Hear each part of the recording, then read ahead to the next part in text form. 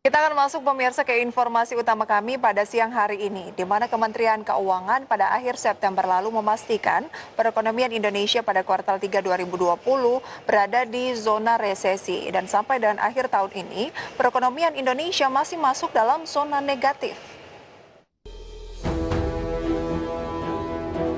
Perekonomian Indonesia dipastikan berada dalam status resesi sejalan dengan proyeksi pertumbuhan negatif sepanjang kuartal 3 2020.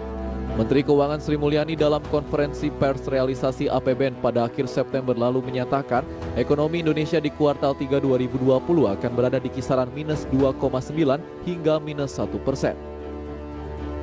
Tentang proyeksi ini lebih rendah dari proyeksi Kementerian Keuangan sebelumnya yang sempat memprediksi perekonomian Indonesia kuartal 3 di rentang minus 1,1 hingga 0,2%. Pemerintah juga memprediksi tren negatif perekonomian masih akan berlanjut sampai dengan akhir kuartal 4 2020. Dalam perkiraan realisasi akhir kuartal 3, konsumsi rumah tangga akan kontraksi minus 3% sampai minus 1,5%. Sementara konsumsi pemerintah positif 9,8% sampai 17%. Sementara investasi mengalami kontraksi minus 8,5% sampai minus 6,6%. Kemudian ekspor mengalami kontraksi minus 13,9% sampai minus 8,7% dan impor terkontraksi minus 26,8% sampai minus 16%. Sehingga secara keseluruhan di akhir tahun 2020, proyeksi pertumbuhan akan minus 1,7% sampai minus 0,6%.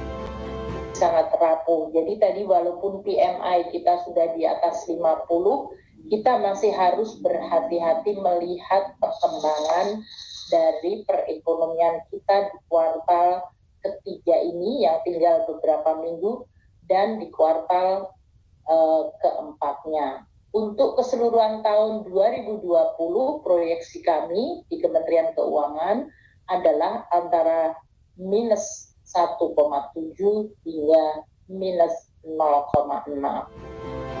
Sebelumnya pertumbuhan ekonomi kuartal 1 tahun 2020 masih berada di zona positif yakni sebesar 2,97%, sementara ekonomi di kuartal 2 tahun 2020 berbalik minus 5,32%. Dari Jakarta, Raharjo Patmo untuk IDX Channel.